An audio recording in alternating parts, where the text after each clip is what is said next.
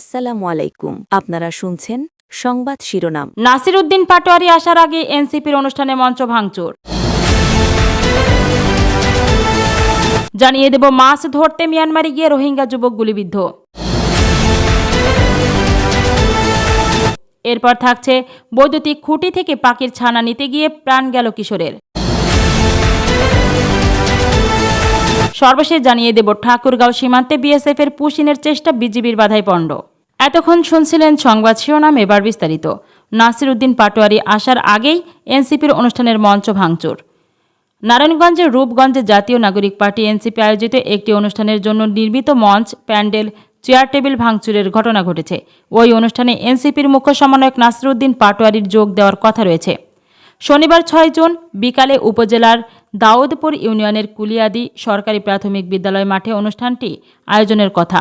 অনুষ্ঠান শুরু আগ মুহূর্তে এই হামলার ঘটনা ঘটে বলে অভিযোগ করেছেন এনসিপির নেতাকর্মীরা। তাছাড়া এর আগে শুক্রবারও সেখানে আরেক দফা হামলার ঘটনা ঘটে বলে এনসিপির নেতাকর্মীরা জানান। প্রত্যক্ষদর্শী ও স্থানীয় সূত্রে জানা যায়, শনিবার অনুষ্ঠিতব্য ফল উৎসবে প্রধান অতিথি হিসেবে উপস্থিত থাকার কথা ছিল এনসিপির মুখ্য সমন্বয়ক নাসির উদ্দিন পাটোয়ারির। এ উপলক্ষে কয়েকদিন ধরেই কুলিয়াদি সরকারি প্রাথমিক বিদ্যালয় মাঠে মঞ্চ ও প্যান্ডেল নির্মাণের কাজ চলছিল।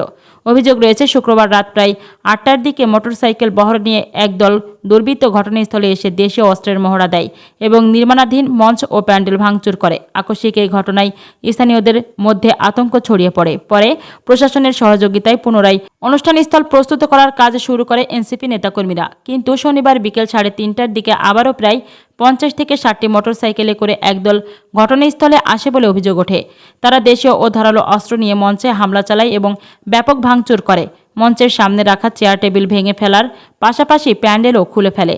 এ সময় উপস্থিত লোকজন ও আশপাশের বাসিন্দাদের মধ্যে আতঙ্ক ছড়িয়ে পড়ে এবং অনেকেই নিরাপদ আশ্রয়ের জন্য ছোটাছুটি শুরু করেন। এনসিপির নেতাকর্মীদের অভিযোগ, নারায়ণগঞ্জ জেলা ছাত্রদলের সাবেক সিনিয়র সহসভাপতি সুলতান মাহমুদের নেতৃত্বে ছাত্রদলের কিছু নেতাকর্মী পরিকল্পিতভাবে এ হামলা ও ভাঙচুর চালিয়েছে।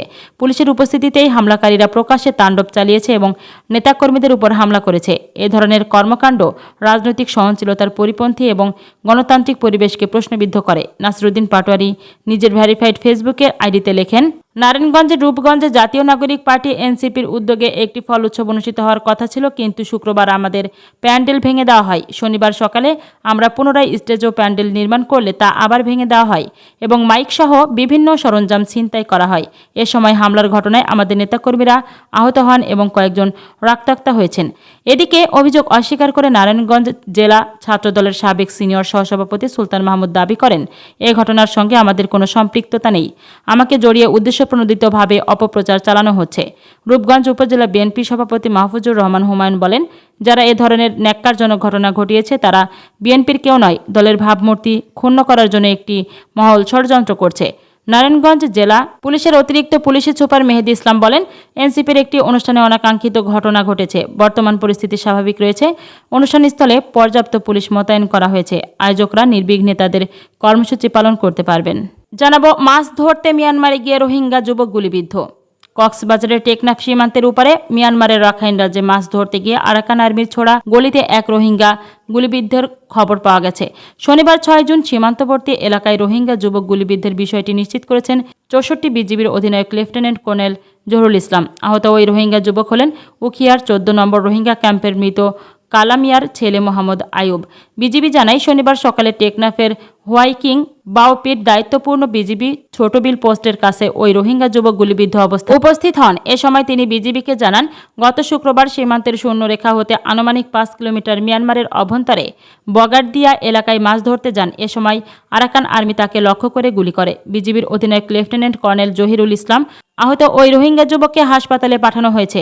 ভবিষ্যতে এ ধরনের ঘটনা এড়াতে সীমান্তের শূন্যরেখা অতিক্রম করে যেন কেউ মিয়ানমারে প্রবেশ করতে না পারে সে ব্যাপারে বিজিবির পক্ষ থেকে বিভিন্ন জনসচেতনতামূলক কার্যক্রম চলমান। তাছাড়া যে কোনো ধরনের অপরাধমূলক কার্যক্রম প্রতিরোধে সীমান্তে রয়েছে বিজিবি।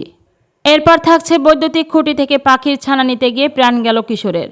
রাজশাহী মহানগরীতে বিদ্যুতের খুঁটি বাসা থেকে ঘুঘু পাখি ছানা নামাতে গিয়ে বিদ্যুৎস্পৃষ্ট হয়ে 14 বছরের কিশোরের মৃত্যু হয়েছে।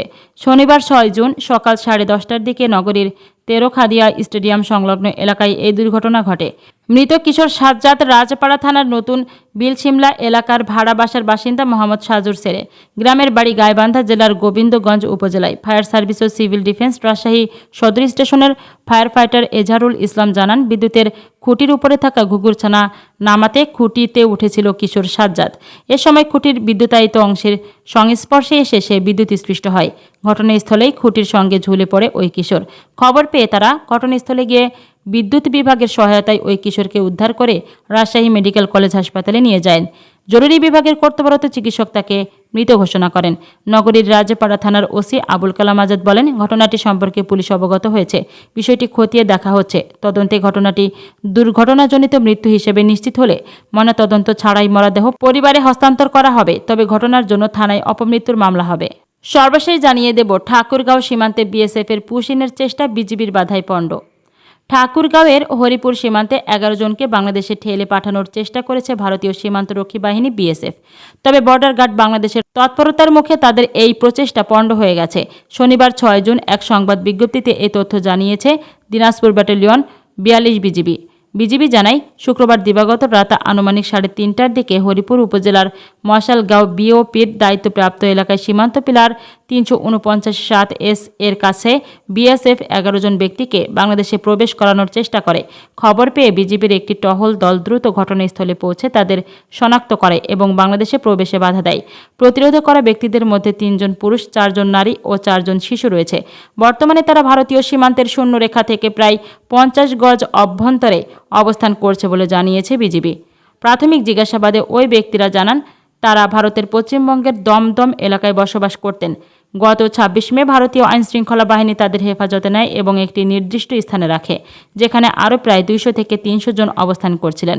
পরে তাদের বিভিন্ন দলে ভাগে করে সীমান্তবর্তী বিভিন্ন এলাকায় নিয়ে যাওয়া হয়। তাদের দাবি, পুলিশের একটি গাড়িতে করে 87 বিএসএফ ব্যাটালিয়নের বহরগাঁও ক্যাম্পে নেওয়ার পর একদিন সেখানে রাখা হয়। পরে 6 জুন রাতের দিকে সীমান্তের দিকে পাঠানো হলে বাংলাদেশে প্রবেশের চেষ্টা করা হয়। এ বিষয়ে দিনাজপুর ব্যাটালিয়ন 42 বিজিবি এর অধিনায়ক লেফটেন্যান্ট কর্নেল আবদুল্লাহ আল মঈন হাসান বলেন, সীমান্ত এলাকায় সর্বোচ্চ সতর্কতা জারি করা হয়েছে এবং টহল কার্যক্রম জোরদার করা হয়েছে। ঘটনাটি নিয়ে বিজিবি ও বিএসএফ এর মধ্যে কোম্পানি কমান্ডার পর্যায়ে পতাকা চলমান রয়েছে। তিনি বলেন, সীমান্তে যে কোনো ধরনের অবৈধ অনুপ্রবেশ ও পুশিন প্রতিরোধে বিজিবি সর্বদা সতর্ক ও প্রস্তুত রয়েছে। এদিকে অবৈধ পুশিন প্রতিরোধে গণমাধ্যম, স্থানীয় প্রশাসন এবং সর্বস্তরের জনগণের সহযোগিতা কামনা করেছে বিজিবি। তিনি দাবি করেন, ইসলামী ব্যাংক আগে এস আলম গ্রুপ সুপরিকল্পিতভাবে লুটপাট করে খেয়েছে, আর এখন বর্তমান সরকার আইনি মারপ্যাচে নতুন চেয়ারম্যান বসিয়ে তাদের ঘাড়ের উপর উঠে নতুন করে লুটপাট করতে চায়। প্রশাসনের পুরো মনোযোগ এখন ব্যাংক ও আর্থিক প্রতিষ্ঠান দখলের দিকে। সাধারণ জনগণের হাহাকারের দিকে তাদের বিন্দুমাত্র কোনো মনোযোগ নেই।